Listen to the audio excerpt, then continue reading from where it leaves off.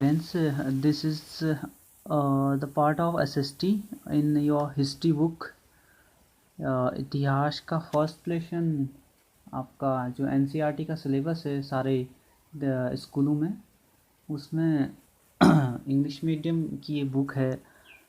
इतिहास का first lesson है, हिस्ट्री का first lesson, how, when and where. इसका हिंदी में और इंग्लिश में एक्सप्लेनेशन आज हम आपको बताएंगे। तो let us start the first paragraph of this lesson. Lesson का नाम है हाउ, व्हेन एंड वेयर, और क्लास एट्थ कक्षा 8 का इतिहास का ये सिलेबस है। हाउ इम्पोर्टेंट आर डेट्स, मतलब डेट्स जो हैं कितनी इम्पोर्टेंट हैं। There was a time when historian were fascinated with dates. एक टाइम था, एक वक्त था जब इतिहासकार, हिस्टोरियन जो हैं तारीखों की, डेट्स के फैसिनेशन मीन्स, फैसिनेटेड मीन्स जादू में खोए रहते थे।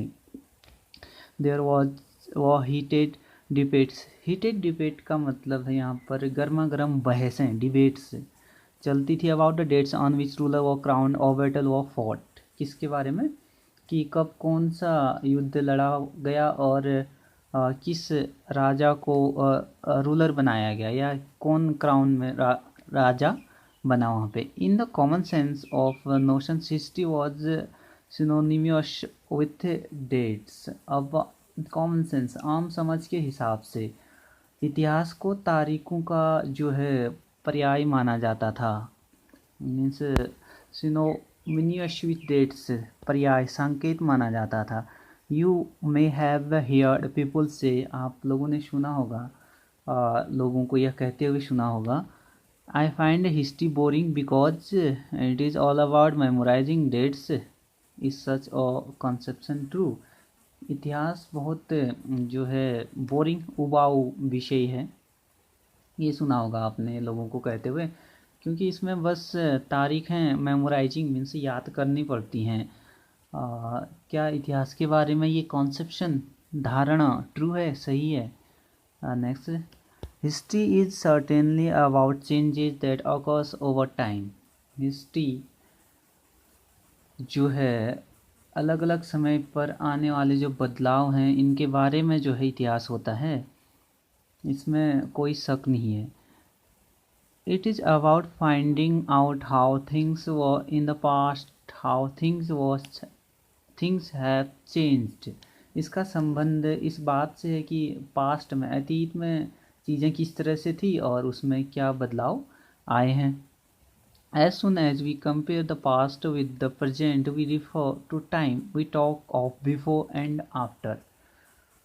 As soon as, जैसे ही हम पास्ट और प्रेजेंट की तुलना करते हैं, मीन्स अतीत और वर्तमान की तुलना करते हैं, हम समय का जिक्र करने लगता है कि हम पहले और बाद में की बात जो है कर रहे होते हैं। We talk before and after, इस चीज़ के बारे में हम बात कर रहे होते हैं।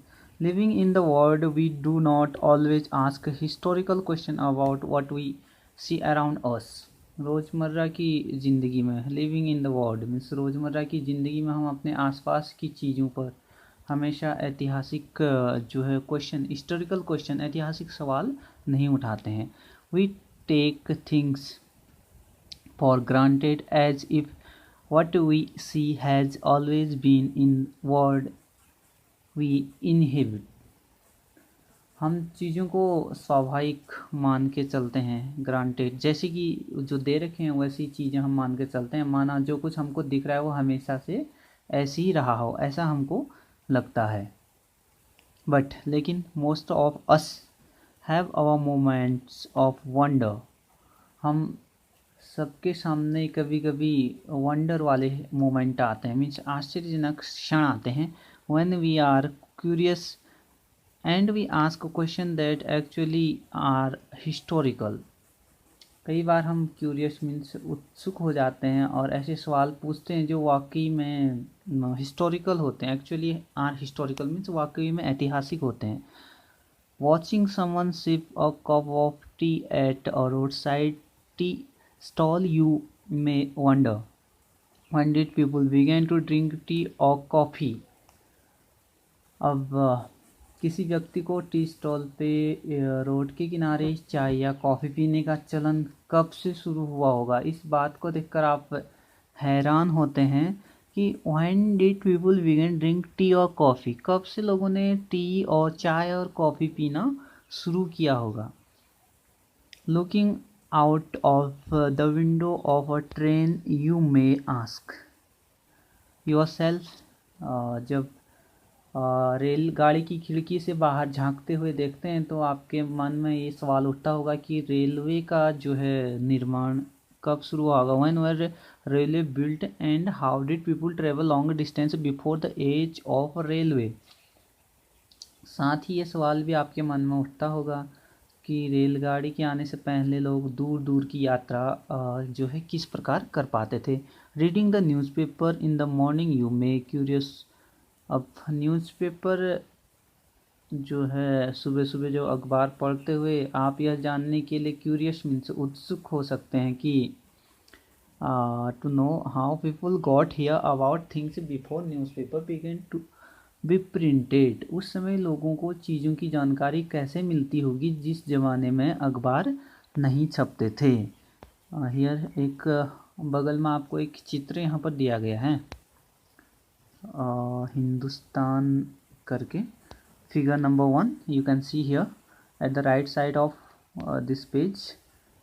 यहाँ पर डिस्क्रिप्शन दिया गया है इस चित्र का। अब चित्र में दिखाया गया है कि यहाँ पर पंडित जी हैं, एक ब्राह्मण हैं जो कुछ एक अंग्रेज अधिकारी को दे रहे हैं, बगल में अंग्रेज अधिकारी बैठे हैं। ब्राह्मण ऑफरिंग द शास्त्रास टू ब्रिटेनिया, अब यहाँ पे ब्राह्मण ब्रिटेनिया को शास्त्र भेंट कर रहे हैं। Frontispiece to the first map produced by James Rennell, James Rennell के द्वारा इसका जो फ्रंटिस्पीस मीन्स फ्रंट पीस है जो आवरण है ये तैयार किया गया है। और Rennell was asked by Robert Clive to produce maps of Hindustan, Robert Clive के द्वारा रनेल को हिंदुस्तान के नक्शे मैप को तैयार करने का काम जो है सौंपा गया था। An enthusiastic supporter of British conquest India, Rennell saw preparation of maps as essential to process of domination. अब भारत पर जब इंडिया पर इंग्लिश में अंग्रेज़ों की जीत हुई थी तो रनेल ने अपना जो है वर्चस्व स्थापित करने के लिए कॉन्क्वेस्ट इंडिया, जब इंडिया जो है जीत दिया गया था ब्रिटिश के द्वारा तो वो अपना डोमिनेशन प्रोसेस ऑफ डोमिनेशन को और अच्छा करने के लिए इस प्रक्रिया के लिए नक्शे तैयार करना बहुत महत्वपूर्ण लगता था, एसेंशियल था इस डोमिनेशन को आगे बनाए रखने के लिए। The picture here tries to suggest that Indian willingly gave over their ancient taxes to Britannia, और इस पिक्चर में दिखाया गया है कि भारत के लोग जो हैं स्वेच्छापूर्वक, विलिंगली मीन्स स्वेच्छापूर्वक अपने पवित्र जो ग्रंथ है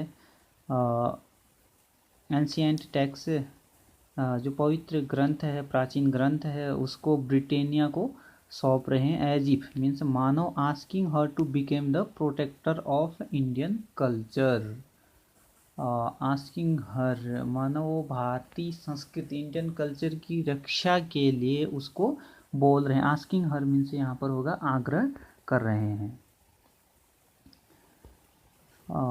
नेक्स्ट यहाँ पे फिगर नंबर 1 आपको एक्सप्लेन किया गया। उसके बाद नेक्स्ट पैराग्राफ में चलेंगे हम। ऑल सच हिस्टोरिकल क्वेश्चन से, all such historical questions refer us back to notions of time. ये सारे जो ऐतिहासिक हिस्टोरिकल क्वेश्चन हैं हमें समय के बारे में सोचने के लिए प्रेरित करते हैं।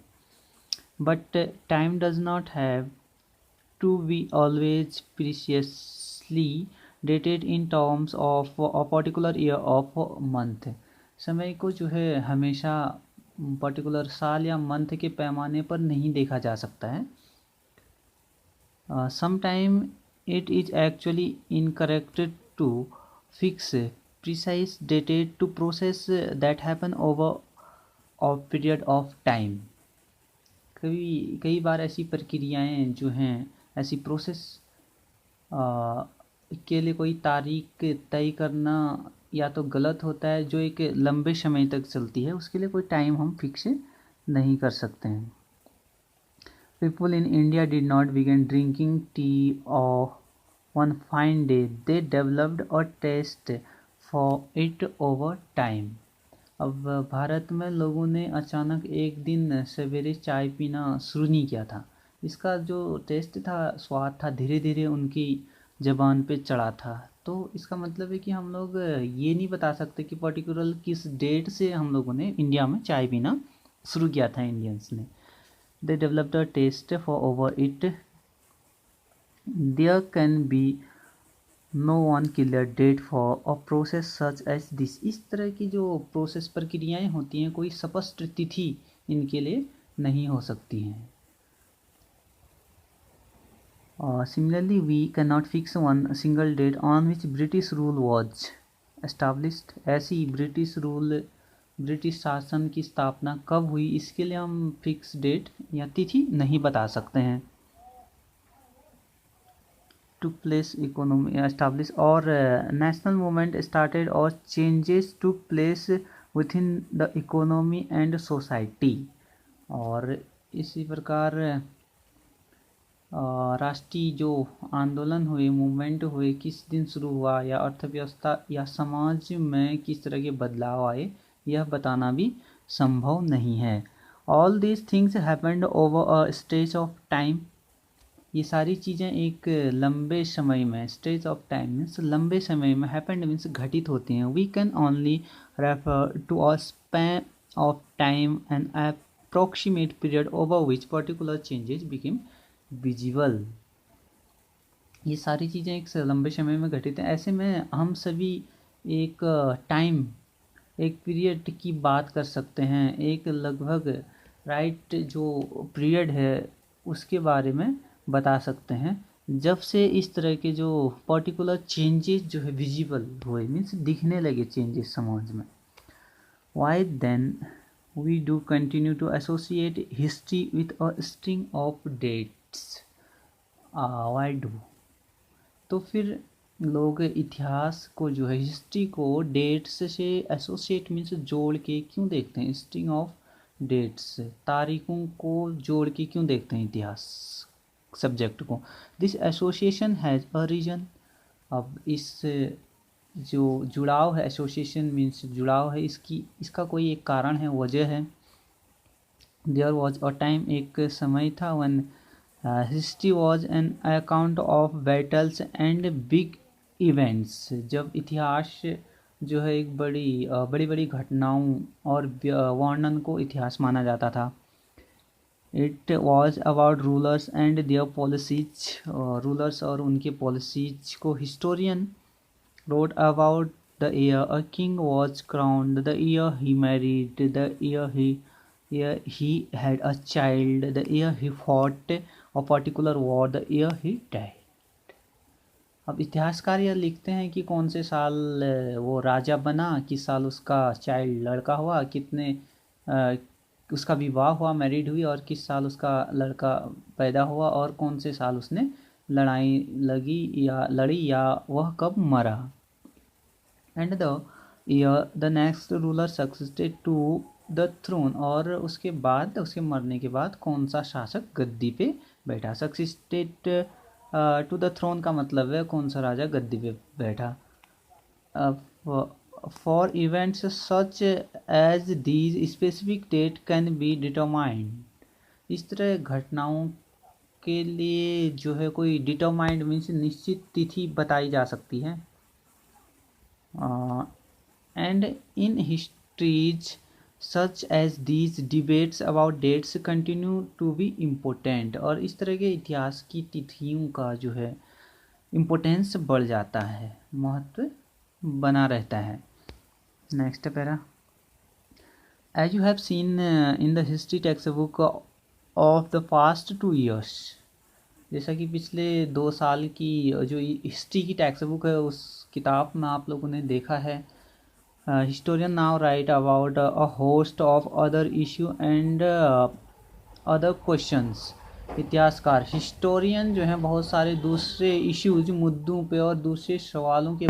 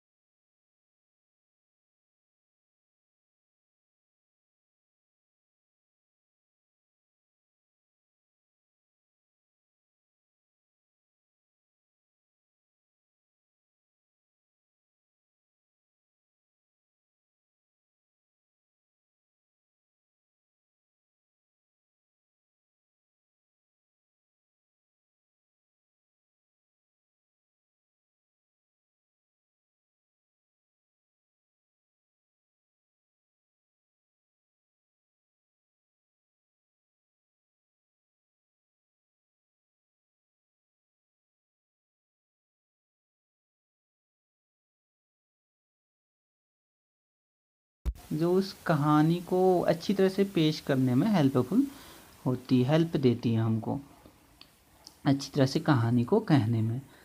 In the history that revolve around the life of British Governor General, the activities of Indians simply do not fit. They have no space. जो इतिहास गवर्नर जनरल जो ब्रिटिश गवर्नर जनरल के जीवन के इर्द गिर्द चलता है, उसमें इंडियंस की जो भारतीय लोग हैं उनकी जो एक्टिविटीज़ हैं कोई मायने नहीं रखती हैं, मीन्स उनको बिल्कुल भी स्पेस नहीं दिया गया है। What then do we do? तो फिर अब क्या किया जाए? Clearly we need another format of our history. अब हम अपने इतिहास का एक अलग फॉर्मेट खाका बनाना पड़ेगा। This would mean that the old dates will no longer have the significance they earlier had. इसका मतलब यह है कि जो ओल्ड डेट हैं जिनको महत्व दिया जा रहा है अभी या दिया जा रहा था, वो महत्वपूर्ण नहीं रहेंगी अगर हम नई तरीके से हिस्ट्री को लिखना शुरू करें। उस कंडीशन में a new set of dates will become more important for us to know, और नई तिथियां हमारे लिए महत्वपूर्ण हो जाएंगी। राइट साइड में आप देख सकते हैं Warren Hastings became the first governor general of India. While history books narrated the deeds of Governor General, biographies glorified them as a person and paintings projected them as powerful figures. जब इतिहास की books history की books ने governor general के जो deeds थे, कारनामे, काम, क्रियाकलाप और जीवनियों में उसकी जो बायोग्राफीज को ग्लोरीफाइड मीन्स गौरव कथाओं को उभारा, them a person paintings projected them as a powerful figure, और जीवनियों में उनकी जो गौरव गाथाएं हैं और पिक्चर्स में उनके भव्य व्यक्तित्व को, ग्रेट पर्सनैलिटी को उभारा जाता है। नेक्स्ट है हाउ डू वी पीरियोडाइज। हम अवधियाँ कैसे, पीरियोडाइज मीन्स जो अवधि पीरियड काल है उसको कैसे तय करेंगे। In 1817, James Mill, a Scottish economist and political philosopher, published a massive 3-volume work, A History of British India. 1817 में स्कॉटलैंड के अर्थशास्त्री और राजनीतिक और दार्शनिक भी थे, इनका नाम था जेम्स मिल ने 3 बड़े वॉल्यूम मीन्स विशाल खंडों में a history of British India, Bharat यानी ब्रिटिश भारत का इतिहास, एक किताब लिखी इस नाम से। In this he divided Indian history into 3 periods, और इंडियन हिस्ट्री को इसमें 3 पीरियड्स 3 कालखंडों में डिवाइड किया गया, जिसमें हिंदू, मुस्लिम और British. This periodisation came to widely accepted, और इस तरह का जो कालखंड था ज़्यादातर लोगों ने इसको एक्सेप्ट किया। Can you think of any problem with this way of looking at Indian history. क्या तुमको भारतीय इतिहास को इस तरीके से समझने में कोई समस्या दिखाई देती है। Why do we try and divide history into different periods. हम इतिहास को अलग अलग पीरियड्स में डिवाइड करने की कोशिश क्यों करते हैं। Why do so in an attempt to capture the characteristics of a time its central feature as they appear to us. हम एक दौर की जो करेक्टरिस्टिक्स, एक दौर की जो खासियतें हैं, करेक्टरिस्टिक्स हैं, उसको जो है सेंट्रल फिगर मीन्स जो मेन तत्व हैं, कंटेंट हैं, उसको पकड़ने की कोशिश हम करते हैं। So the terms through which we periodise that is demarcated the difference between periods became important. इसलिए ये शब्द बहुत महत्वपूर्ण हो जाते हैं जिसके सहारे हम बांटते हैं पीरियड को अलग अलग भागों में। They reflect our ideas about past, they show how we see the significance of the change from one period to next. वे हमें ये बताते हैं कि एक पीरियड से दूसरे पीरियड में क्या क्या बदलाव आए या इन बदलावों का क्या महत्व है। Mill thought all Asian societies were lower level of civilisation than Europe. Mill को लगता है कि एशियाई समाज सभ्यता के मामले में यूरोप से पीछे है। सिविलाइजेशन जो है एशिया का वो यूरोप से पीछे है। अकॉर्डिंग टू हिज, उसके अनुसार, मीन्स जेम्स मिल के अनुसार, his telling of history before the British came to India, Hindu and Muslim despots rules the country. Bharat में अंग्रेजों के आने से पहले यहाँ हिंदू और मुस्लिम तानाशाहों का राज चलता था। Religious intolerance, caste taboos and superstitious अंधविश्वास। यहाँ पे क्या था, धार्मिक जो है रिलीजियस इंटॉलरेंस, बैर मीन्स एक दूसरे से लड़ते रहते थे, और कास्ट ताबूत और जातिगत बंधन थे, और सुपरस्टिशियस प्रैक्टिसेस अंधविश्वासों का जो है डोमिनेट मीन्स बोलबाला था। सोशल लाइफ में जो है इस प्रकार का यहाँ पे चलता था। ब्रिटिश रूल मिल फेल्ट। अब ब्रिटिश रूल में जब भारत में ब्रिटिश लोग आए, मिल ये महसूस करता है कुड सिविलाइज इंडिया, कि भारत को सभ्यता सिखाएगा British rule. To do this it was necessary to intolerance Europe manners, arts, institution and law in India. और इस काम के लिए ज़रूरी था कि भारत में जो यूरोपियन मैनर्स हैं, शिष्टाचार हैं, आर्ट्स, कला और इंस्टीट्यूट, संस्थान और रूल रेगुलेशन को लागू किया जाए यहाँ की सभ्यता सिखाने के लिए यहाँ के लोगों को। Mill in fact suggested that the British should conquer all the territory in India to ensure the enlightenment and happiness of the Indian people. और मिल यहाँ तक सजेस्ट करता है, ये सुझाव दिया मिल ने कि अंग्रेज़ों को भारत के सारे भूभाग पे ब्रिटिश ने कब्जा कर लेना चाहिए, इंडियन जितने भी टेरिटरीज हैं, ताकि भारत की जनता को ज्ञान देकर, शिष्टाचार सिखाकर उनको एक हैप्पीनेस वाली लाइफ, एक सुखी जीवन दिया जा सके। For India was not capable of progress without British help. अब यहाँ पर मिल कह रहा है, मिल का मानना था कि अंग्रेज़ों की मदद के बिना हिंदुस्तान प्रगति नहीं कर सकता। ये जेम्स मिल का मानना है। In this idea of history, British rule represented all the forces of progress and civilisation. इतिहास की इस धारणा में अंग्रेजी शासन प्रगति और सभ्यता का प्रतीक है। ब्रिटिश रूल क्या रिप्रेजेंट करता है, प्रोग्रेस एंड सिविलाइजेशन, प्रगति और सभ्यता। The British before The period before British rule was one of darkness. Can such a conception be accepted today? अब इतिहास की धारणा में अंग्रेजी शासन जो है प्रगति और सभ्यता का प्रतीक है, ये जेम्स मिल का मानना है। अंग्रेजी शासन से पहले सारा अंधकार का दौर था इंडिया में। क्या इस तरह की जो धारणा, कॉन्सेप्शन है, इसको स्वीकार किया जा सकता है?